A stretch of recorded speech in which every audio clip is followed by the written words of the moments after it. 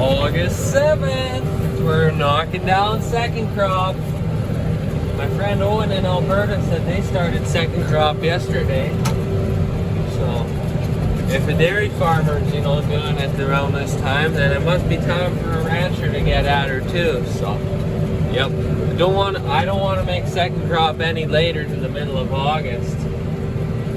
As far as cutting it down, because you need time for the plants to regrow before you get a frost.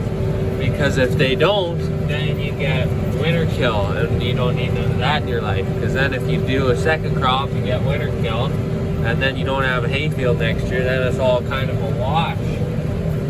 So yeah, I guess I got a few videos in the lineup I gotta start sending out. But yeah, this second crop is about as good as what we did for first crop last year. So that's really splendid when you can pull a second crop like that.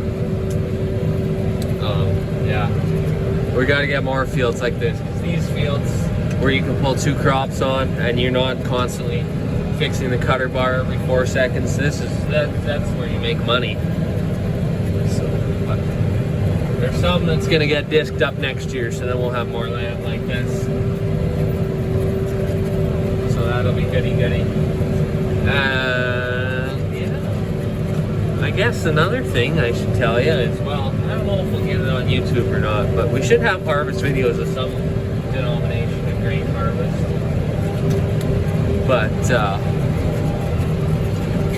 yeah, we might have some videos of the old pull-type combine and swather come the end of August. Maybe we'll have to see how that goes, but still got some hay to make. About a quarter section to go, and then some little yards and stuff. So that reminds me, I better pick those twines up at home, finish that. So, yep, by next weekend we'll be a little closer to the tail end of this haying business. Should be goody. So, yeah.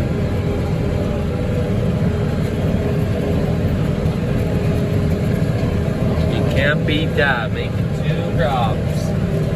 Not a lot of people make 2 crops in this area. Well, because you gotta have the timing right. You gotta get the first crop off early, get the bales moved down the road, and then and you gotta have good alfalfa fields that are capable of it. I know a lot of people think well, not a lot of people. Some people think it's crazy because you're not supposed to do that in this country. It's all gonna winter kill and wreck it all. Well, it's not a perfect world, so. Just having some fun in the sloughs this afternoon.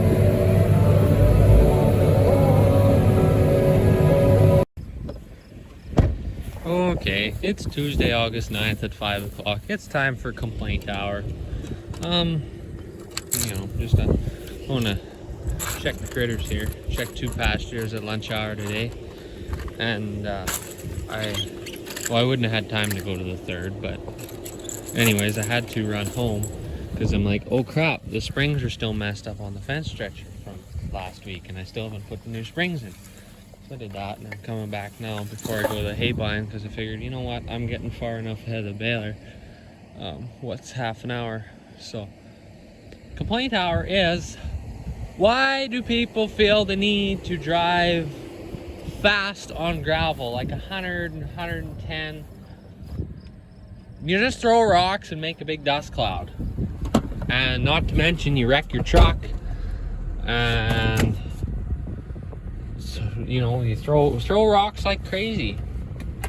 Like, I bet you going 100 on gravel compared to going 80 on gravel, your tires are probably gonna last a lot longer the slower you go. Because I just met a guy when I was turning into this pasture, and man, he was moving. He must have been doing 100 when he met me. And lots of people drive fast on gravel. Lots of people drive that 100. I used to drive 100 on gravel, but I kind of got tamed down after a year. Like, I'd never speed on the asphalt. Like, I'd never speed going down the 4-lane highway, but on gravel, I would, for some reason, feel the need to go fast. And then I just figured out that, it was a little bit swirly and sketchy and everything. And So anyways, let me close this gate. So I just don't understand it. Well, I guess I mean, if you're in a rush, in an emergency, yes, you can do it. But if you're just going to do your day-to-day stuff, why? Why? Because, hey, when you're driving gravel, you can find critters hanging out in the ditch, and you can find wire. You know, dogs run out from farmyards, and you know, heck, you know, people can walk down the grid roads. There's a little more hazards, and I don't think some people realize that, because they have to fly so fast. Anyways, that's my rant for today. Got the old ranch rig here. Put a chrome end gate handle on it too. Pretty mint. Well, I didn't change the handle, I just put a cover on it, so you can't beat that.